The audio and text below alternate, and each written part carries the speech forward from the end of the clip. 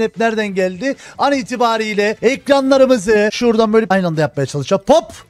Ekranlarınızda yeni artık Finger Snap setlerimiz. Yani manifestli seti diyebiliriz harbiden buna. Neden diyeceksiniz? Bak tatlı mı tatlı, güzel mi güzel, şu sete bakar mısın ya? Harbiden ya bunu nasıl oyun getirmiş, bunu nasıl yapmış bir gram fikrim yok. Ben bu sete bakarken dedim lan ne kadar güzel setler getirmiş. Bir de buna bak, bir de buna bak. Çok iyi ya. Nasıl? Abi çok iyi ya.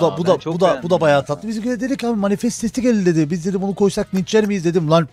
Her erkek gece yatağında uyurken köşede gizli gizli dinler. Çaktırmadan. Yok lan şaka yok yani ben ben Finger Snap muhabbetini biliyorum. Şimdi Finger Snap'çiye girip beni işlemesin. Ben müziğin taraftarıyım kardeşim. Nasıl ben Türkiye sporunu tutuyorsam